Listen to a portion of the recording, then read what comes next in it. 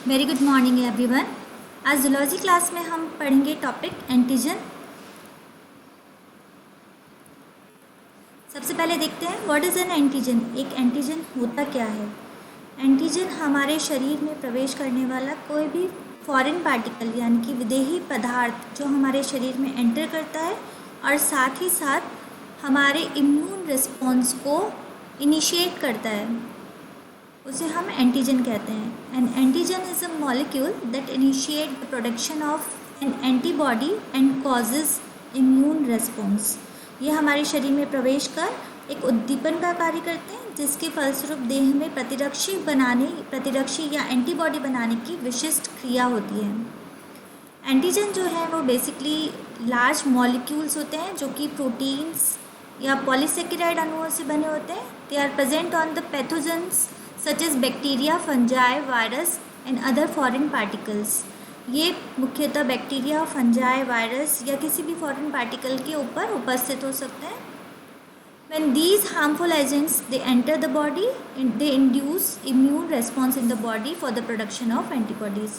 और जब ये फॉरेन पार्टिकल हमारे शरीर के अंदर एंटर होते हैं तो ये एक हार्मफुल एजेंट्स की तरह काम करते हैं और हमारे शरीर के अंदर एंटीबॉडीज़ की प्रोडक्शन को इनिशिएट करते हैं।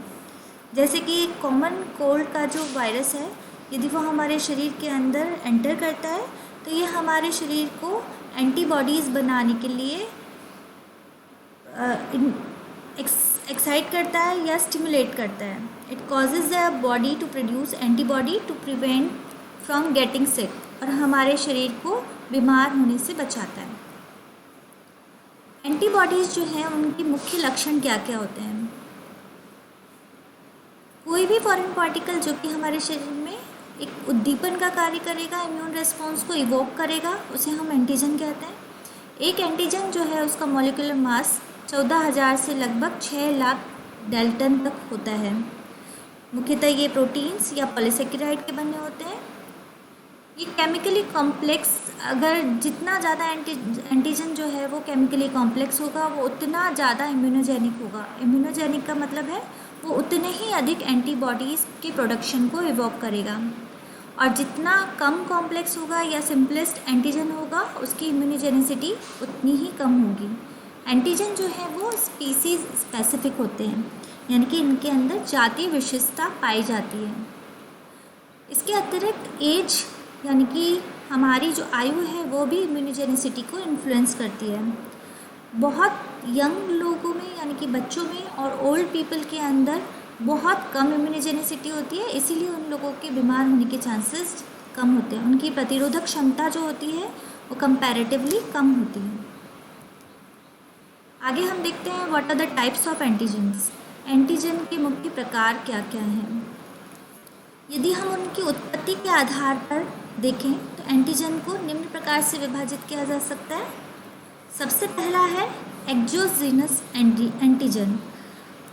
ये एक्सटर्नल एंटीजन्स होते हैं यानी कि वातावरण से हमारे शरीर के अंदर प्रवेश करते हैं, जैसे कि इनहेलेशन के द्वारा, इंजेक्शन के द्वारा।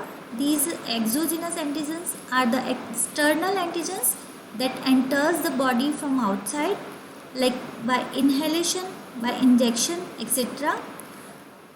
इसके अतिरिक्त ये एक्सोजीनस एंटीजन्स की जो एग्जांपल है वो है food allergens, pollen grains, aerosols. ये मुख्यतः एक्सोजीनस प्रकार के एंटीजन्स हैं। इसके अतिरिक्त पाए जाने वाले एंटीजन जो होते हैं उन्हें हम एंडोजीनस एंटीजन कहते हैं। Endogenous antigens they are generated inside the body. ये हमारे शरीर के अंदर ही उत्पन्न होते हैं और एंटीजन की तरह काम करते हैं। जैसे कि सपोज़ हमारे शरीर के अंदर कोई वायरल या बैक्टीरियल इन्फेक्शन हो गया या किसी सेलुलर मेटाबॉलिज्म के थ्रू कोई बाय प्रोडक्ट बने तो वो हमारे शरीर के लिए एक एंटीजन की तरह कार्य कर सकते हैं। ये एंटीजन कब कहलाएंगे, जबकि वो हमारे शरीर के अंदर ही एंटीबॉडी की उत्पत्ति को उद्दीपित कर सकें या स्टिमुलेट कर सकें। Next is auto antigen. Auto antigen जो है वो हमारे सेल्फ प्रोटीन्स या न्यूक्लिक एसिड होते हैं। हमारे शरीर के अंदर ही पाए जाने वाले प्रोटीन्स या न्यूक्लिक एसिड कई बार किसी जेनेटिक अल्ट्रेशन या एनवायरमेंटल अल्ट्रेशन की वजह से हमारे इम्यून सिस्टम पर अटैक कर देते हैं या हमारी बॉडी पे अटैक कर देते हैं और हमारे इम्यून सिस्टम को एंटीबॉडी बनाने के लिए प्रेरित करते हैं। इस प्रकार से होने वाले जो प्रभाव हैं उन्हें हम ऑटो इम्यून डिजीज़ेस कहते हैं, क्योंकि हमारे खुद की ही जो अणु हैं वो हमारे शरीर को नुकसान पहुंचा रहे हैं और हमारे शरीर की इम्यून सिस्टम या प्रतिरक्षा तंत्र को उद्दीपित कर रहे हैं। इस प्रकार से वो हमारे ऑटो इम्यून डिजीज़ेस, हमारे शरीर के अंदर ऑटो इम्यून डिजीज़ेस या रोगों का कारण बनते हैं। ट्यूमर एंटीजेंस, ट्यूमर्स बेसिकली क्या होते हैं, जब कोशिकाएं तीव्रता से विभाजित होने लगती हैं और उनके अंदर इमॉर्टिलिटी का गुण पाया जाता है, तो वो क्या करती है, तीव्रता से या शीघ्रता से विभाजित होकर के एक ट्यूमर के समान संरचना बना लेती हैं और ये ट्यूमर जो है हमारे जो टिश्यू है या ऊतक तंत्र है उसको इन्वेड करने लगता है, उसको उसके अंदर माइग्रेट होने लगता है। बेसिकली ये होता किस वजह से है, क्योंकि इनके ऊपर ट्यूमर एंटीजेंस प्रेजेंट होते हैं। So tumour antigens basically they are antigenic substances which are present on the surface of the tumour cells. और ये ट्यूमर सेल्स के ऊपर प्रेजेंट एंटीजेंस जो हैं वो हमारे इम्यून सिस्टम को रेस्पॉन्ड करने के लिए प्रेरित करते हैं। इनके एग्जांपल्स हैं हमारे MSC क्लास 1 और MSC क्लास 2 के मॉलिक्यूल्स। MSC मॉलिक्यूल्स या मेजर हिस्टोकॉम्पैटिबिलिटी कॉम्प्लेक्स इन्हें हम कहते हैं। ये मुख्यतः लाल रक्त कणिकाओं को छोड़कर के सभी कोशिकाओं की सतह पर पाए जाते हैं, लेकिन ट्यूमर एंटीजेंस में ये अलग तरीके से कार्य करते हैं। और MSC मॉलिक्यूल जो हैं ये अपने और पराये या भिन्न आनुवांशिक संगठन के जो अणु होते हैं उनको पहचानने की क्षमता रखते हैं और because of these many tumours did develop a mechanism to evade the immune system of the body. Next is native antigen. ऐसे एंटीजन जो कि अभी तक APC सेल्स यानी कि एंटीजन प्रेजेंटिंग सेल्स के द्वारा हमारे इम्यून तंत्र को या हमारी जो फेगोसाइटिक सेल्स हैं उनको प्रेजेंट नहीं किए गए हों, उन्हें हम नेटिव एंटीजन्स कहते हैं। And antigens that is not yet be processed by an antigen presenting cell is called as native antigen. Immune response के आधार पर यदि हम एंटीजन्स को क्लासीफाई करते हैं तो मुख्यतः दो प्रकार के एंटीजन वहाँ पाए जाते हैं, एक इम्यूनोजन और दूसरे हेप्टेन्स। इम्यूनोजन जो है दीज में बी प्रोटीन्स और polysaccharide and they can generate N immune response on their own. इस प्रकार के इम्यूनोजन्स जो होते हैं ये प्रोटीन्स या पॉलीसेकेराइड होते हैं और स्वयं किसी भी इम्यून रिस्पॉन्स को जनरेट कराने के लिए उत्तरदायी होते हैं। सेकेंड टाइप ऑफ एंटीजन जो होते हैं उन्हें हम हेप्टेन्स कहते हैं। ये नॉन प्रोटीन सब्सटेंसेस होते हैं, नॉन प्रोटीन फॉरेन सब्सटेंसेस होते हैं जो कि स्वयं इम्यून रिस्पॉन्स को जनरेट नहीं कर सकते हैं, लेकिन किसी कैरियर मॉलिक्यूल के साथ में यदि ये मिल जाए तो ये इम्यून रिस्पॉन्स को जनरेट करने में सक्षम होते हैं। इन्हें हम हेप्टेन्स कहते हैं। एंटीजन की अगर हम स्ट्रक्चर देखें, प्रत्येक एंटीजन के ऊपर एक स्पेसिफिक डिटर्मिनेंट प्रेजेंट होता है जिसे हम एपिटोप कहते हैं।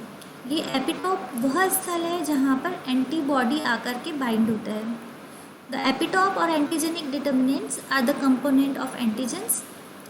हर एक एंटीजन के ऊपर कई एपिटोप्स हो सकते हैं और हर एक एंटीबॉडी के ऊपर दो बाइंडिंग साइट प्रेजेंट होती है एपिटोप से बाइंड होने के लिए। एक एंटीबॉडी और एंटीजन के बीच में स्पेसिफिक रिएक्शन होती है जो कि लॉक एंड की मैकेनिज्म के द्वारा होती है, यानी कि विशिष्ट प्रकार का एंटीजन के लिए विशिष्ट प्रकार के एंटीबॉडी पाए जाते हैं और ये एंटीबॉडी जो है वो उनके एंटीजन के एपिटोप वाले स्थल्स या एंटीजेनिक डिटर्मिनेंट से आकर के बाइंड होते हैं।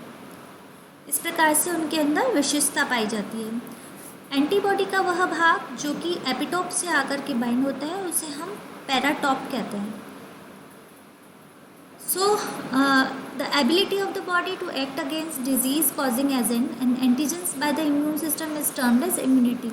एंटीजन के द्वारा हमारे शरीर के अंदर जो प्रतिरक्षा उत्पन्न करवाने के लिए एंटीबॉडीज़ का निर्माण इवोक किया जाता है या उद्दीपित किया जाता है या स्टिमुलेट किया जाता है, इस प्रणाली को या इस प्रतिरक्षा प्रणाली को हम इम्यूनिटी कहते हैं। इम्यूनिटी जो है, जैसे कि हम पिछले क्लासेस के अंदर पढ़ चुके हैं, दे में बी ईदर इनबॉर्न और acquired from vaccinations.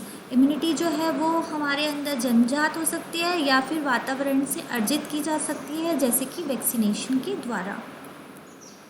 Thank you.